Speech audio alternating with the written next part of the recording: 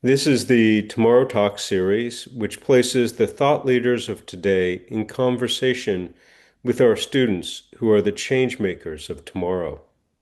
Each distinguished speaker explains how they use humanity's perspectives to address our world's most pressing challenges. And these books occasion conversations. Today, we're here to welcome Anna Malaika Tubbs, author of Erased: What American Patriarchy Has Hidden from Us. Tubbs is a two-time New York Times best-selling author and a multidisciplinary expert on current and historical understanding of race, gender, and equality.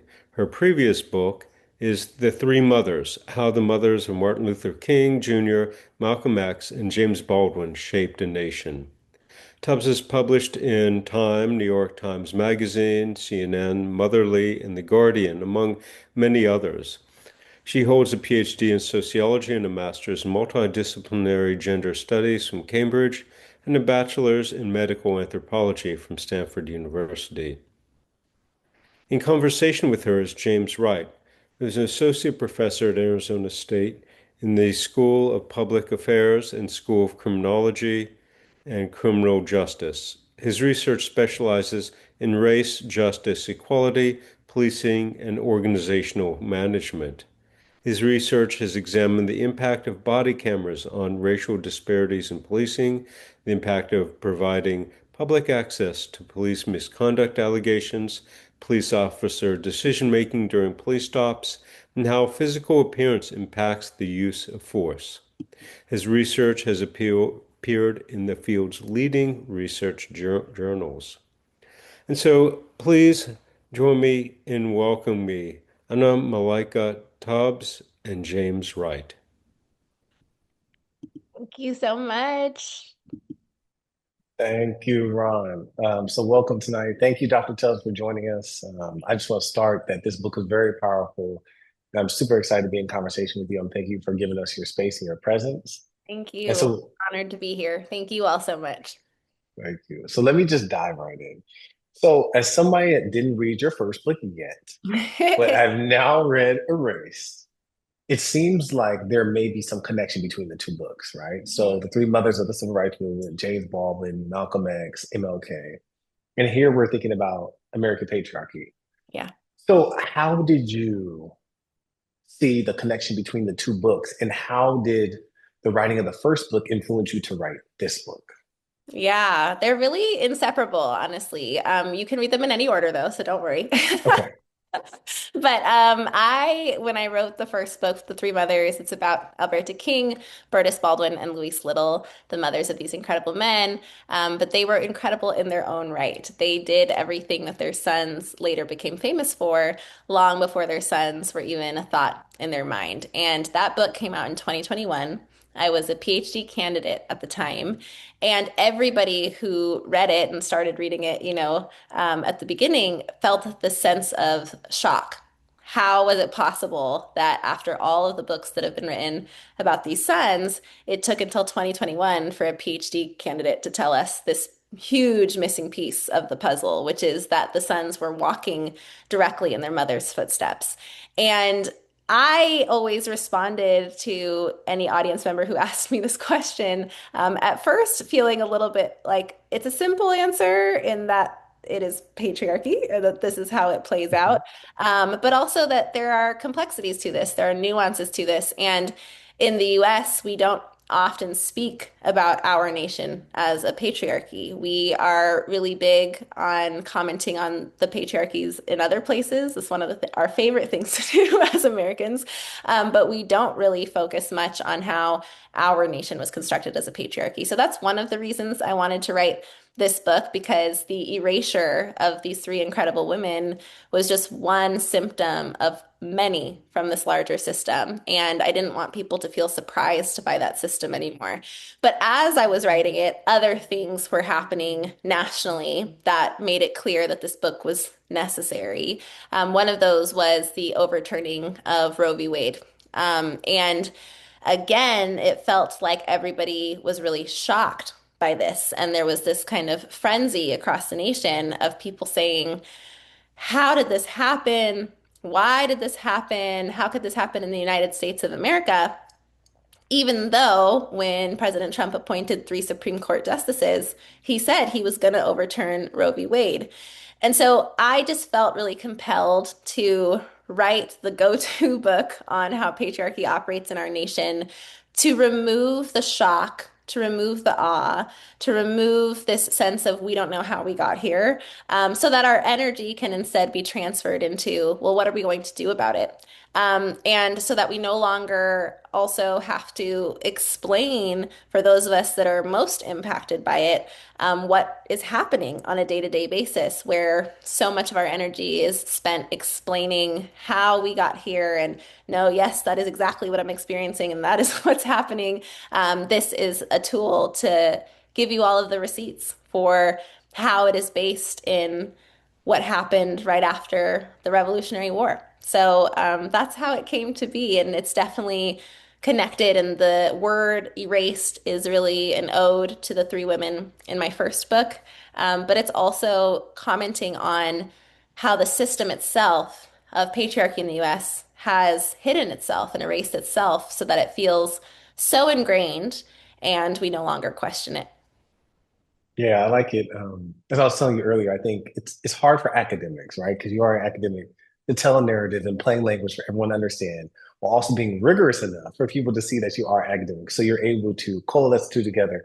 So first of all, commend you for that. Thank It's you. also interesting though, because the way you weave the narrative throughout the whole book, we see this like personal reflection. We see the growth of you as an individual, as a function of your family, as of your community. So my question then is, especially in part one, we see that you reference your mother, her upbringing, and her evolving consciousness. You call it enlightenment, I remember. So how did you originally come to hear about her story? Was it first in her memoir that you mentioned later in the book? And how did it shape and frame how you went about telling the narrative in the book? Yeah, well, I appreciate that so much, the comment on how I try to weave these narratives in a way that feels enjoyable for people to Hmm. read. Yes, I'm a proud nerd. Yes, I'm an academic. Yes, I have a PhD, but I've always found it really boring to read traditional academic papers. And I find it so hard to understand what it is they're actually trying to say. And so for me, the challenge that is much more motivating and exciting is to write in a way where anybody could understand my work or anybody could feel welcome in the conversation. And that's not to say that I'm speaking, in lay terms or anything like that. It's just to say that if somebody is getting a PhD in CS, I hope that they also can understand this work and engage in it. I hope a high school student could also engage in the work.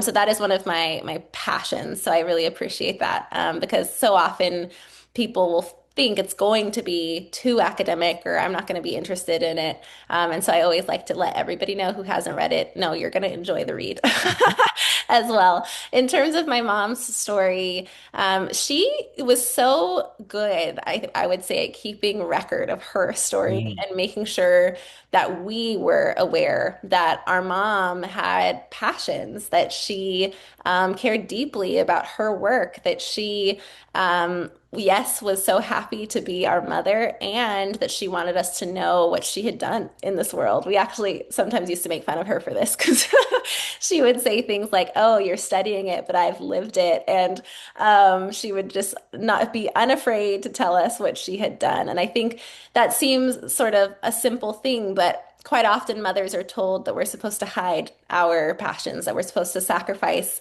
what matters to us, that somehow when we have children, we've become a completely different person. So I really am grateful retrospectively that my mom was so clear on who she was.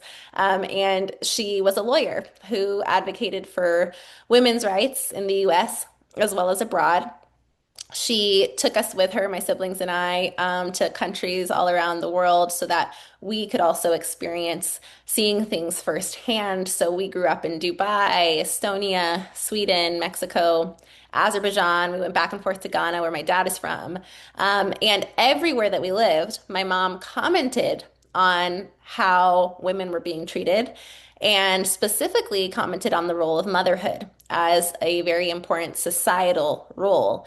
And that if we were in a nation where that role was being respected and supported by the policies, that you would see this ripple effect of health and wellness in that community, in that city, or that nation. And that the opposite was also true. If mothers were not being given the supports that they deserved, if they were not respected, if they were not honored, you would see ripple effects of poverty and cycles of exclusivity and discrimination. And this theory held true, and I also believe that. And so it was a combination of her telling us her story, telling us what she was so passionate about. And then I've always been somebody who loves to ask questions. So anybody who meets me, my husband often jokes that he has known maybe somebody for years, and I meet them for a week and I'll learn more about them than he ever knew, just because I like to ask questions and get to know people. So I think I often had these conversations with my mom where I was really curious about her motivations and how she came to do what she did. And so over time, I started to hear her story, about where she grew up, why she was so passionate about women's rights and children's rights, why she had wanted to travel because she'd grown up in a small town where she didn't have that same opportunity, where her father, who loved her very much, was a judge, but who didn't think that she should become a lawyer because that's not what Hmm. girls and women did. So those were narratives that she told me. And then finally, before she passed away about 4 years ago, she had just started writing a memoir and she was looking into having that published. And it's one of the greatest gifts she left me with because I can go back and read in her own words how she saw herself. And that's really powerful. Yeah. Oh man. Yeah, I appreciate that. So when I was reading through the whole book, right, whether you were referencing the Supreme Court, any policies we have, thinking historically from the time in which America was founded all the way to today, I couldn't help but think about the role that capitalism plays in manifesting and perpetuating patriarchy. So Hmm. I guess my question for you, like you never explicitly said capitalism, because obviously you're looking at patriarchy, but Yeah, I saw a lot of capitalism in there. definitely. What role, if any, do you think that capitalism plays in upholding patriarchy? Yeah. So I see capitalism as a tool of patriarchy. Mm, So I have to define now how I'm talking about American patriarchy for those who have not read it. So bear with me. Here's my definition. I am not talking about a system where men are against women, and that's actually not the definition that I'm going with. And I'm offering in this book the more complete definition so that we can actually do something about it and so that we all can see that none of us have been left unscathed by this. And I'm really returning to the founding fathers, and the Revolutionary War. When they won, they were the underdogs, and nobody was expecting this win. And when they win, they actually are very fearful that they might lose power in this nation that they have fought for because they're not the only underdogs. They know that they have oppressed women. They know they have oppressed people who are enslaved, indigenous people, and so they're afraid of what will happen if other rebellions spread. So one example that we can point to is Shays Rebellion. And that's something we can. I'm not going to go deep into Shays Rebellion, but it's something that caused them even more fear that they needed to control people from having this rebellious spirit. And so with that insecurity, they build our nation. And first, they write the Constitution with their worldview in mind of who is supposed to have power. That is people like them. And so they tell us in the Constitution that men can own land and men can vote and men can do a variety of things, but that women are not supposed to participate politically. So it is not an accident that they leave women out of the considerations of the Constitution. This was entirely by design. And we know that in the letters they write to their spouses and to their daughters, they're saying things like, you all are supposed to stay in the home. hmm They say some really weird things that I won't get into right now, but hmm they also say the only thing that they can do is to reproduce the power of men through children. So this sets up this binary in the US where we have this really limited and flawed definition of who gets to be man and who gets to be woman. And it's clearly leaving out so many people. We know that that's not including people who are enslaved because there are protections of the institution of slavery in the Constitution. They're not including any immigrants from that point forward. They're not including anybody who is an indigenous person, and the list goes on and on. And so for me, everything comes back to this original social order that they established. And we can kind of summarize so much of what has happened in American history, if not everything, by saying there have been those who wanted to uphold that original social order where not everybody has access to full humanity, but where they are told if you assimilate closely enough to these two recognized groups, then you may be treated as a human being. So try your best to protect it and protect the social order because someday you might be rewarded by it.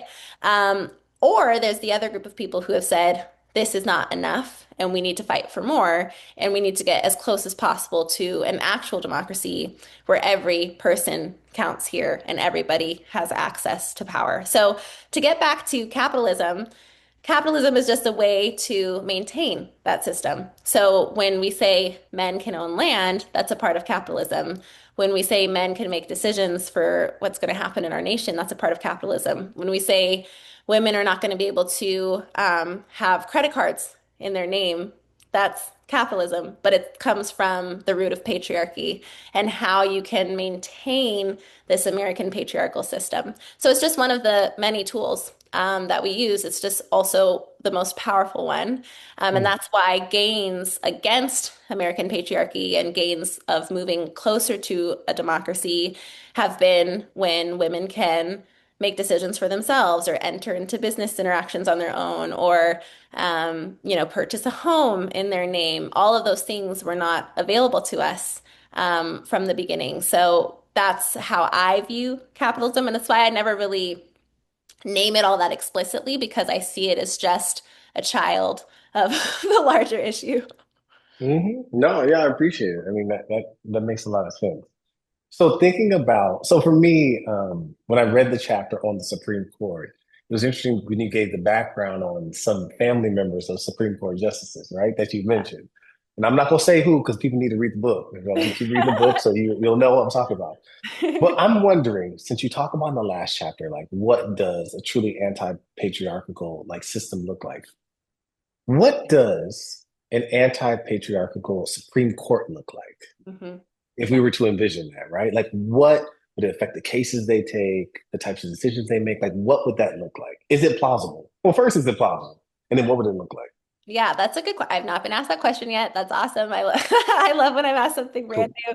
new. Yes, so I would say that when I talk about what the opposite of patriarchy is, Hmm. people assume that I'm saying a matriarchy. And while I do think a matriarchy will get us there much faster, so if I have to Hmm. choose between the two, I would choose matriarchy. I actually don't think that the opposite of patriarchy is matriarchy because my issue with patriarchy is that it is anti-democratic because in a democracy, you're saying that power is vested in the people. A true democracy means power is vested in all the people of that nation. So we haven't yet seen that in American history because there's so many groups who have been kept from voting, for example. That is like the real access to power in the US, and so many barriers have been put in place for that. And so what I wouldn't do to fix that patriarchy is then put a different group in power that has power over others. What we're working towards is that everybody has access to power in a way that they get to participate in a nation together. And so when I think about the Supreme Court, it would be that we see representation that shows who is actually a part of our nation. So I talk in Mm. the book about how we have yet to see an anti-patriarchal Supreme Court, and especially right now, even more Hmm. so and not when we're thinking about man woman again. That's not the basis of patriarchy. It's more so how do we make it so that this original social order is kept intact as much as possible. And we have seen all of these rulings, especially recently, that feel shocking to people, right? They're like, how? How is this even happening? And I actually find it more surprising when they do something that aligns with moving us closer to an actual democracy because when we look at any of their previous decisions, even before they were Supreme Court justices, they were upholding that social order. Many times, those who are the more conservative judges, and they call themselves originalists, right? So when we're thinking about the original social order, Hmm. that's what they're talking about, versus thinking about it as, again, a living document or something that we're all supposed to work on together to move us closer to an actual democracy. So the originalists are very proud to be originalists and they want to keep that social order intact. So when we see a ruling like we're getting rid of affirmative action, but we're not getting rid of legacy admissions, that's how we're keeping the social order intact, right? So Hmm. it would be any policies where we're seeing a shift towards actual democracy, meaning more people are treated as human beings, more people have access to rights that they did not previously have access to. It would probably mean expanding the courts. It would probably mean getting rid of rules like they can have these positions until they die. One of the reasons for that originally was so that they would be bipartisan, but we're seeing that that is not protecting us from them being able to be bought and their decisions being able to be influenced by others. So those are some of the shifts that would need to take place. And yeah, just a more representative Supreme Court. So we can demand those things. One of the major I guess, kind of revelations I'm offering in the book is that all of this is made up, right? Like American patriarchy Hmm. was made up, it was chosen. There are ways in which you make something that seems made up real by instilling consequences for anybody who tells you, hey, that's not serving us and we can do more. Anyone who's trying to disrupt that. Um, they make it seem like the only way because they erase evidence of anything else. So this is another one of the strategies. So what I really want a lot of readers to feel empowered by when they read it is to say, oh yeah, it is all made up and we can always make up something different. So it's definitely in the realm of everything's in the realm of possibility in my mind. So I should say that I'm very much an optimist. But it's definitely in the realm of possibility that we could see these shifts at the Supreme Court level. I like it because, up until the final chapter, I was like, this is the world in which we live in, right? It's so hard to deconstruct systems that have been there for so long. But then you're like, no, we can reimagine what it looks like. And here's how we think about reimagining it. And it And starts with people what's have this. done that, and people have always done that. That's actually Hmm. the thing where I think a lot of people can sometimes feel like, oh, so much is going wrong in our nation, and I'm not even proud to be American, and like all these like these are sentiments that a lot of people feel. And yes, there is this history in the US where we have kept a lot of people from accessing their rights and freedom. That is a really real part of the United States history. However, what is also a part of our history that we should be incredibly proud of is how those of us who have said this is not enough have fought for it. Every single progress that we can, moment of progress that we can celebrate has not happened because the president said, "Oh, I'm finally going to give all these people rights just because today I felt like it." Hmm. It's come as a result of resistance. It's come as a result of demanding that. And the United States, we're a relatively young country, 250 years, where you think about what. Actually, let me just tell you a little bit about my first book, because this is always a way to explain why I'm so Please, optimistic. please, go ahead, please. So these three incredible women, Alberta King, Berta Baldwin, and Louise Little, they were all born in the early 1900s. So we have to picture what's happening in the early 1900s. We know Jim Crow is the law of the land. We know that lynchings are happening all over the place, that every Black child has a story about someone they knew or even something they saw around a lynching. And then all three experience two world wars. They experienced the Great Depression. They have their children during the Great Depression. They participate in their own civil rights movement. And then their children are inspired to not only participate in the most famous civil rights movement, but to be three of the most important leaders in our history. Two of them see their children assassinated. Alberta King hears about MLK Jr.'s death and being killed over the radio. And then yet, two of them lived long enough to see the first episodes of the Oprah Winfrey Show, They Mm. live long enough not to see President Obama become president, but for his first elected office, whether they knew about him or not, that was happening. And on one end, let's take Bertis Baldwin, for example. On one end of her life, she overlapped with Harriet Tubman. And on the other end of her life, she overlaps with me. That is the kind of progress that they fought for and claimed and participated in actively every single day, even when they were just in their homes telling their children that they deserved to dream and they deserved to live and they deserved freedom. And they saw it happen.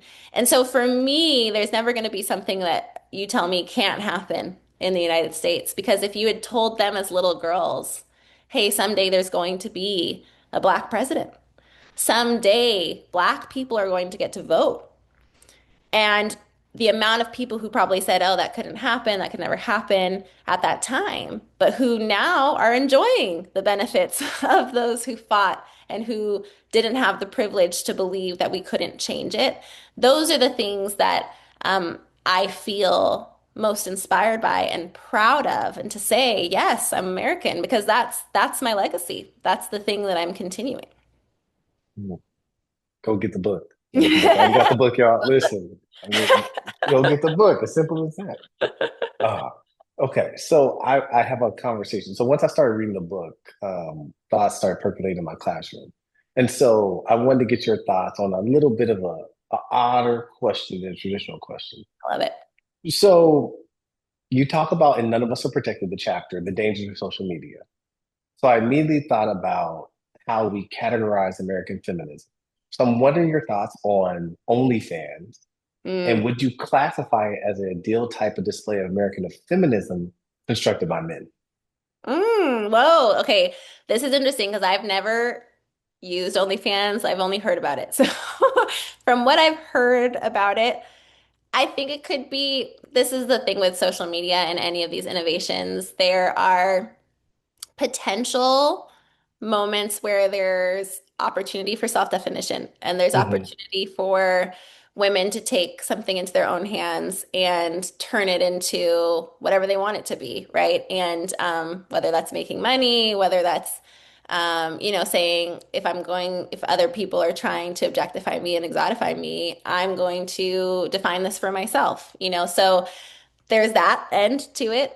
But then there's also always the danger of Hmm. what it is reproducing and replicating the danger of what then people have access to and how they're going to use it and how they are maybe using it to justify any form of violence against women. So I think it can fall on both ends. But for me, it's always a question of the choice of that creator and Hmm. how much they're aware of the influences around us. Because with Erased, I'm not really trying to tell anyone what they need to do, but I do want everybody to be informed Hmm. on the forces that are acting on even our views of ourselves and what's possible for ourselves so that we're at least making the choice once we're aware of everything that's happening in the context around us. Because most people are participating actively in upholding American patriarchy without even realizing it. So it's also shining a light on that and asking people to say, okay, no, this is what I'm choosing, or this is not what I want to replicate.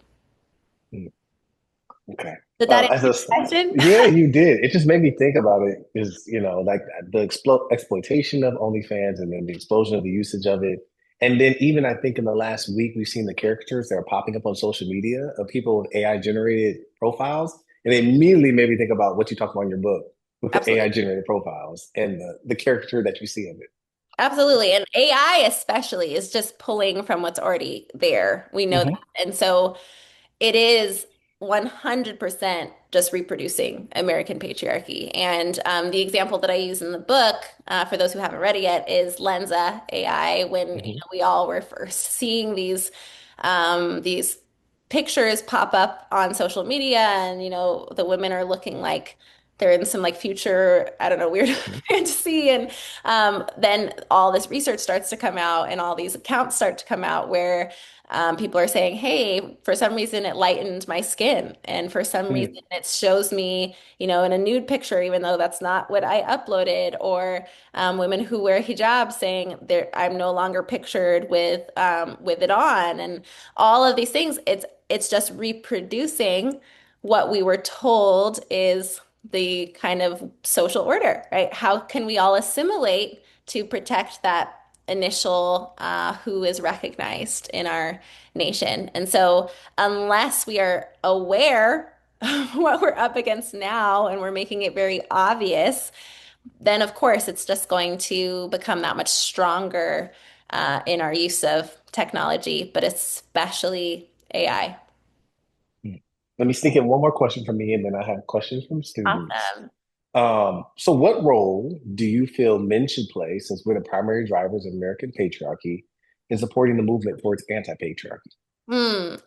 It's a good question, and but I will pause and say that not all men are participating equally in patriarchy, and that I think that men are also very hurt by patriarchy. So I am not the kind of person who's going to say, men, you all are the worst, and like you need to get it together. I more so want to say, hey, let's come together and talk about the system together and how it was originally founded and what were those motivations and what were the drivers of that foundation.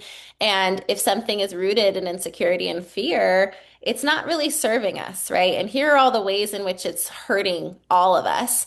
So that then we can get to the layer of, and we all have different levels of responsibility here based off of the power that we've been granted by this system. But first and foremost, can we discuss how it's also really hurting you and how I have some compassion for that? And it's not freedom if you're told that you have to dominate other people and that you don't get to be vulnerable and you don't get to make choices about your identity either because there's a box that we've already put you into. I also want to note that men of color were not ever served by patriarchy. They weren't the constructors of it. However, they have often been tricked into thinking if they serve it, they will get rewarded for it. And so they then are losing on both ends because they are hurting other people, but then they're not getting the rewards and they're not seeing kind of the return on that. And so I want to kind of take out the mystery of that as well. So, first and foremost, I would say what men can do is understand how this is hurting them too. Because even the primary beneficiaries that are supposed to be the primary beneficiaries, the elite white men, because they weren't really including poor white people either, that was not really their concern. Hmm. Hmm. But elite white men, we're seeing them experiencing high levels of depression, um, very high drug dependency. I mean, if we look at somebody like Elon Musk as an example, and I know he's not Mm. American born, but I talk about in the book, you don't have to be American born to be an American patriarch. You don't have to be a man to be American patriarch. But in Elon Musk's case, he has everything he could possibly think of. He's a trillionaire, right? Yep. Yet he's addicted to drugs. Like what's going on? What are you trying to numb? What is it that you need, right? And so it's not serving anybody. So I would say first, figure out how it's hurting you because it definitely is. And like how has it stunted your ability to be in relationship with people, to share your actual truth? How has it kept you from asking for help when you needed it? How did it keep you from being protected when you probably needed to be protected, maybe as a little boy? Like there's so many examples. And then once you've done that individual work, now think of, wow, the way I was harmed, how much harm am I causing in the world? Like, how am I walking through the world, whether it's, in my relationship with somebody or in my friendships or how I'm parenting my child, so that I can participate on this interpersonal level once I've moved past the individual experience.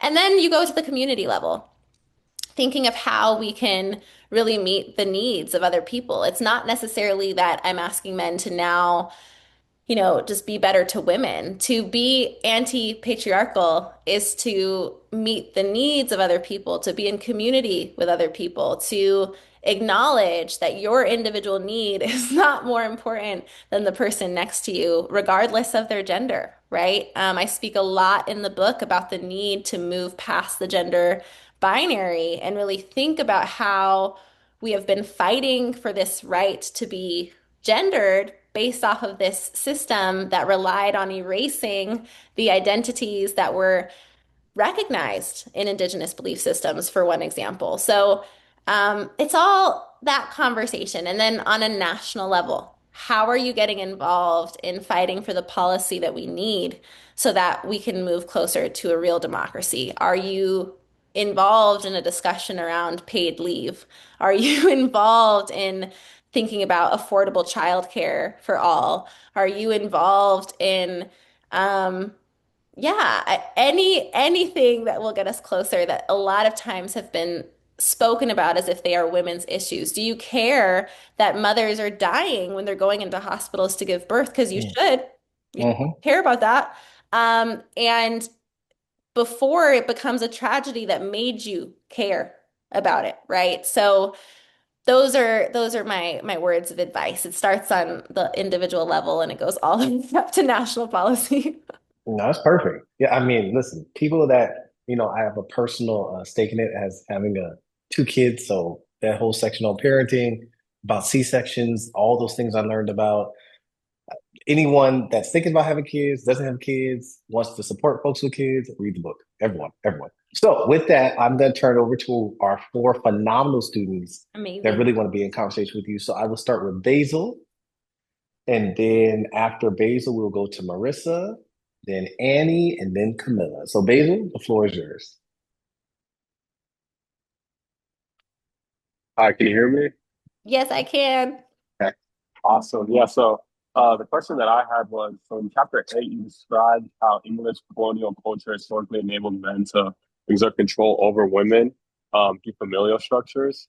And so does the idea of being like overly protective often function as like a socially acceptable mask for this underlying desire for men to control women? Yes, that is such a good point. It's such a good question. Absolutely. This notion that men are the protectors, and I'm not saying it's always a bad thing, right? There's some men who have asked me, but I want to protect the people that I love, right? And I'm like, absolutely. There's a difference between I care about you and I want to support you versus I'm going to tell you what to do all the time. I'm going to think for you and I'm going to restrict you from doing things. So, yes, it has been sold to us as protection quite often, when in reality, it's been abuse. If we look throughout examples of American history, even thinking about many insane asylums where women were sent because they didn't want to adhere to traditional gender norms, or they didn't want to have children, or they wanted to tell their husband what their opinions were on things. This was enough for husbands, brothers, even sons to say, I'm going to send this woman in my life to this institution where she needs to be treated, and I'm doing it for her protection. And we see that play out in our modern day relationships where so many men have been taught since they were little kids that not only are they supposed to protect, but that they're supposed to control, that they are supposed to dominate, and that in fact they will be rewarded the more that they dominate the women and the girls in their lives. And so we do have to call in a discussion around what are the parts that are typically associated with masculinity that can be really beautiful, right? Like I have no problem with, my husband maybe saying, "Hey, I'm gonna switch on to different side of the road so that you're walking closer to this direction." That's fine. Like that's okay, cool, very thoughtful. But if you're then like pulling me and you're saying this is where you need to be and what are you doing, right? That is a layer that has come from a desire to dominate. And we might tell ourselves, or those men might tell themselves, I'm doing it out of protection, I'm just playing my role. And that's where I say, let's pause and question how you can show love and mutual protection of each other, rather than I get to say how everything is going to go, because then you're just tricking yourself into justifying abusive behaviors. Thank you. Thank you. Such a good question. Marissa? Alrighty. Hello. Hi. Thank you, Dr. Tubbs, for being here. That was an excellent read. I really enjoyed it. And so my question is, throughout the book, you discuss how patriarchy can incentivize men of all races and even women to uphold systems that ultimately harm them because they may gain proximity to power. How do you interpret minorities, women, and sometimes like immigrant agents participating in institutions like ICE enforcement? Is that an example of what you describe kind of throughout the book as abandoning marginalized identity in exchange for access to patriarchal power? Yes, yes. What a beautiful question, and so beautifully put, and so important to our conversations that we're having nationally at this time. It does come back to this, and I'll call it like the ultimate trick of American patriarchy, which is we have created this fake ladder of how we believe human beings should be categorized in the United States. And we've put, white elite men at the top of this. We've put white women after them. And then everybody else we've told, you aren't really fully human, but you can try to ascend this ladder. And if you reward just enough people who are actually initially not considered fully human in this kind of organization, that is enough for everybody else to feel like, oh, but it could be me too. Like I could win the lottery. I could benefit from this. We actually see this play out a lot, and I'll then relate it back to ICE, but we see it play out a lot in rap, actually, for example, where a lot of artists will talk about how they didn't initially want to be misogynists. They didn't want to actually say these things in their lyrics. But when they started to, then they made more money or they became uber famous, right? Like Jay-Z has talked about this. Tupac Shakur talked about this, and he was this, theater kid actually. And there's this interview in a docuseries on Hulu, if you all want to see it, where he says, well, if they wanted the thug, I'll give them the thug. And he starts talking completely differently about, himself, about women. So it's really an interesting thing because if you have just enough people who have been rewarded by protecting the system, by assimilating to the system, that's enough for everybody else to think it could be me. So rather than coming together and saying, hey, rather than trying to win this crazy lottery, why don't we try to meet each other's needs before we have to fight each other to ascend this made up ladder? And so that's what I'm seeing, in my opinion, playing out right now is a lot of people think if they can protect it, if they do their part, they might be part of the chosen ones. And they then can forget everybody else, that they will be rewarded. The truth is, most of them will not be rewarded in any way. In fact, they're further traumatizing themselves because you can't do harm to other people without hurting yourself too. And so I don't know at what point we're going to hear from some of these former ICE agents about what they were thinking was going to happen as a result, or that they thought somehow these rules didn't apply to them, right? We're seeing that play out a lot right now too, where people who voted for President Trump are now saying, I didn't, like, why is this affecting me? Like, why did why did I lose my SNAP benefits? Why did I lose my farm? Why did I lose the person who, I don't know, like a parent, like all of these things that they just didn't realize that they were included in the people, who were going to be affected by it. So I think that's what's playing out. And the other part is that Americans, we are very, we dream a lot. We're very like, I will someday be there. So we see ourselves always as like richer than we actually are. We see ourselves as more the group that is supposed to be benefiting by this or from this than we actually are. Like, so if you ask most Americans, how much money do you think you make, or like where do you think you fall on these things, right? When we're talking about like the rich, they think they're included in that when in reality they're not. So there's a lot happening with race. There's a lot happening with protecting the original social order, and there's a lot happening with I want to be the one. I want to be the one that's chosen, and I want to be the exception. Wow, thank you. Thank you. Annie. Yes. Hi, thank you. Can you hear me? Yes, I can. Okay, perfect. Thank you so much for your time and then just for the wonderful book. I really enjoyed reading it. Yeah. So my question is also similar to immigration, but it's centered around chapter 8, where you kind of focused on like the atrocities that happened to women in 2013 with the hysterectomies, and just looking at like the current day issues that minorities are facing, given their fight and how they're giving like their all in their fight. So across chapters 7, 16, and 19, you show how American patriarchy operates not only through violence and exclusion, but through these internalized beliefs that are also presented as truth, especially for women and people of color. So for immigrant communities, these dynamics are compounded by colonial legacies, and contemporary immigration systems that suggest that they do not belong, right? So, how do these individuals begin to disentangle their sense of self and worth from these patriarchal narratives when those narratives shape both the policies that are governing their lives right now, and the way that they're taught to understand their own worth? And then my second question to that is, where does the strength come to resist some of those like patriarchy beliefs when it feels like it's embedded everywhere where they are, like in the nation and institutions, and sometimes even at home? hmm That is such a beautiful question. Wow. You all did not come to play this.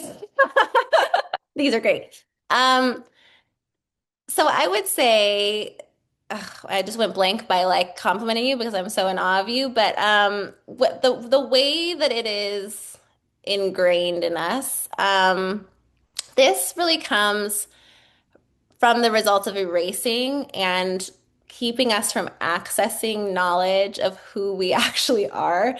And I say that because it's been a really effective strategy, right, by the part of those who really want to protect the original social order.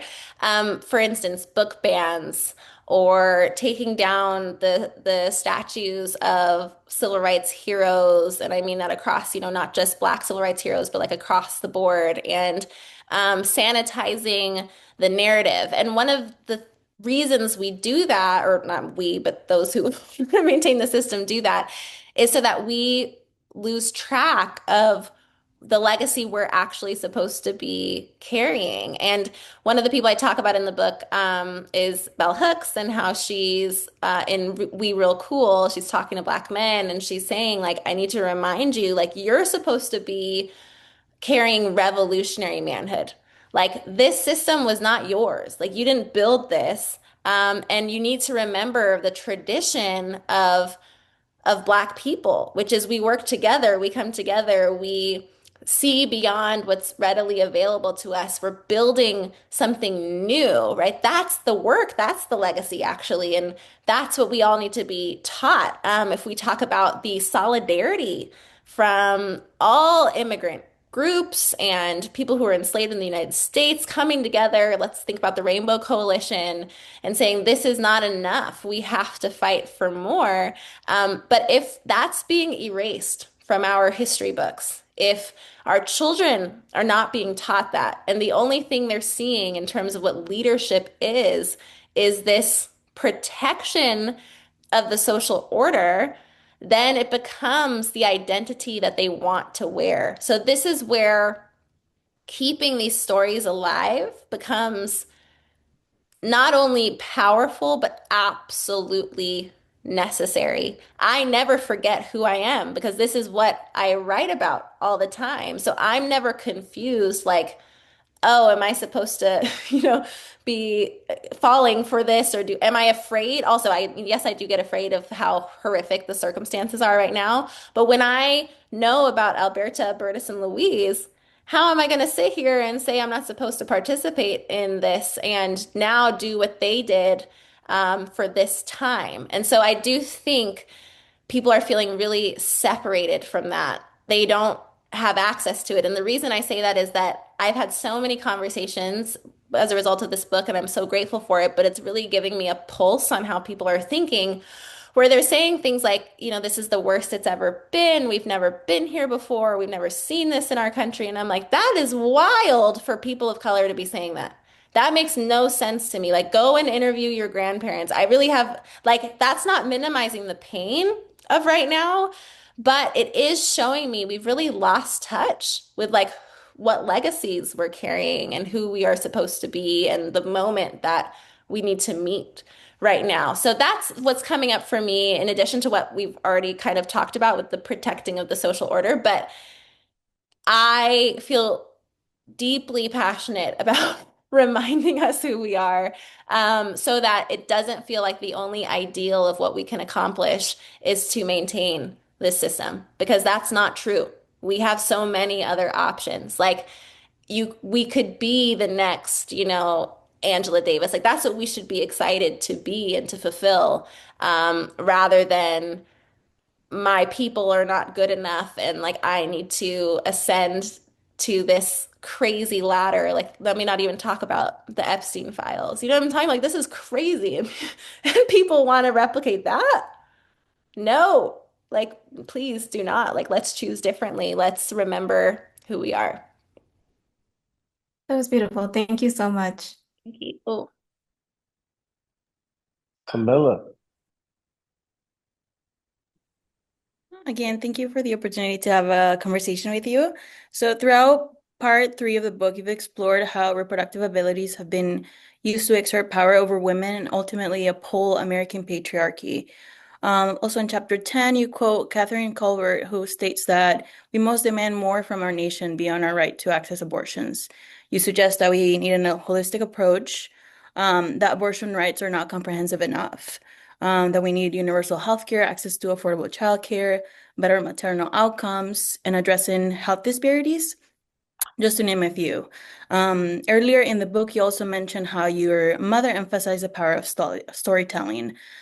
So how can we leverage the power of storytelling and thereby counteract these strategies to reshape political narratives around the need for economic policies that genuinely support and center women's and parents' reproductive justice and economic prosperity to benefit children and families of all kinds?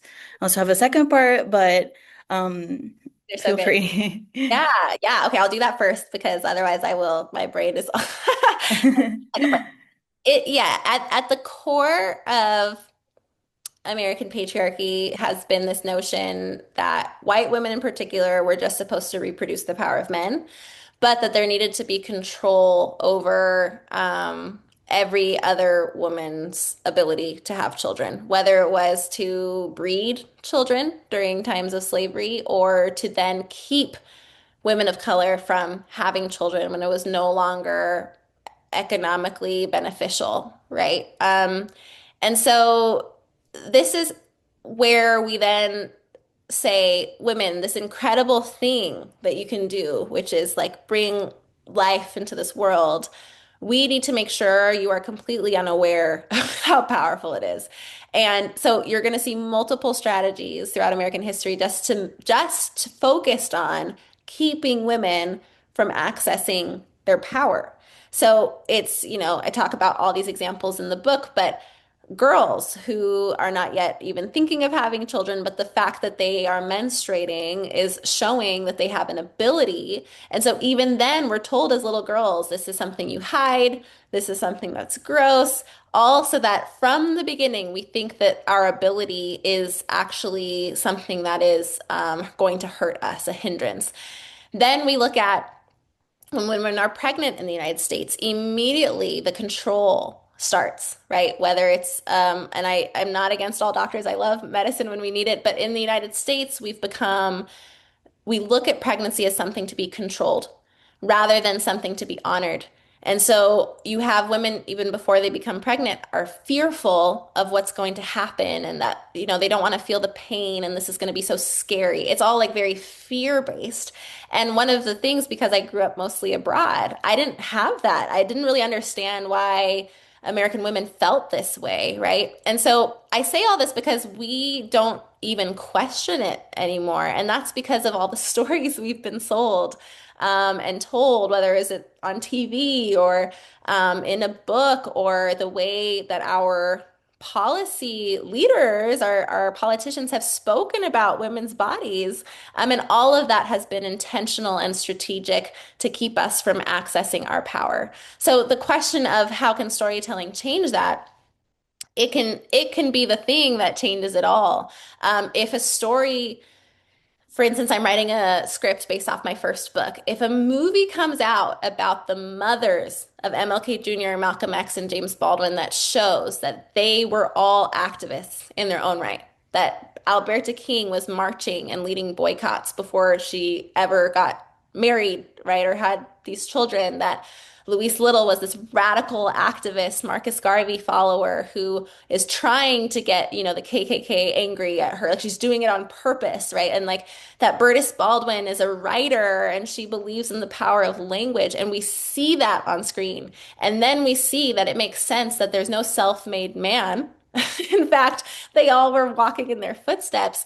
That shifts entirely our understanding of what do mothers need to fulfill this powerful role? What are we all voting for? What are we, why is it only moms who care about mothers dying in hospitals at such alarming rates in the United States for all mothers of all backgrounds, of all walks of life, and is further magnified for Black women. And that is the thing that needs to shift, is just our general understanding of women's power and the need to honor it. And when we do that, it'll be beneficial to everyone involved. It's not helping anyone that mothers are experiencing high levels of postpartum depression. Not even because something is chemically imbalanced, because sometimes, yes, it is, but often it's that support is imbalanced. They are alone and they're being asked to do everything without any support to do it. That's hurting children. That's hurting our macro society. This is hurting all of us. And so it brings me back to my mom's point that everything could relate back to this. Everything could relate back to who was in charge of the first years of people's lives. Of course, it's that obvious that if people are being given this responsibility, that they should also be given the honor and the love and the support to do it. And so whenever I talk about the mothers in my first book, I can feel people have this shift in their mind of, how did I not know that? And of course, and why did I never ask that question? So I have felt it even with just my book, my project. So to see these stories expand, to see more people understand that abortion is not the only thing that women need, but that we are fighting a much larger fight, and that when we do, and we will, regain the access to legal abortions across the United States, that we will also see that women of color are not being targeted for sterilizations, that they're not being targeted or misadvised on any of their reproductive health care, that people who, need access to IVF, that it'll be supported more equitably. Like there's so much more that we need to fight for. So storytelling is going to become incredibly important, and it always has been. But we're starting to see more people on the side of let's fight for more of a democracy, also saying I'm going to create projects that get more people on board. Thank you so much for answering that.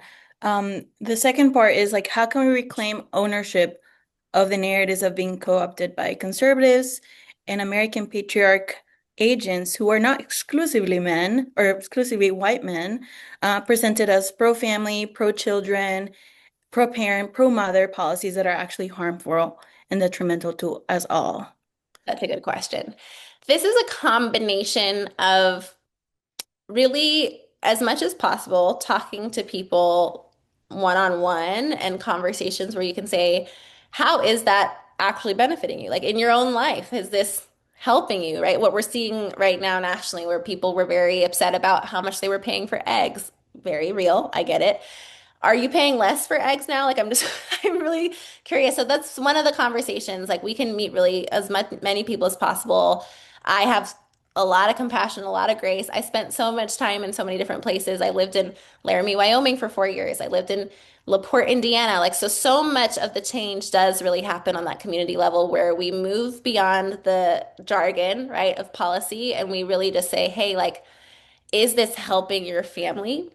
Did this help your children? And most likely the answer is going to be no. So I think we do need to meet people there as much as possible. We also need to follow up with data as much as possible, like showing the numbers of how many people are hurting by policies that are supposed to be for family and are not.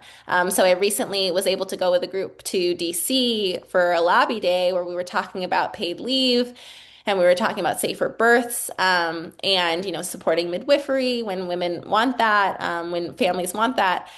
And framing it in a way where we're saying, hey, as Americans, aren't we supposed to be like the winners? This is not something we're winning in. We're losing really badly across the industrialized world where women don't have access to what they need to survive bringing children into the world.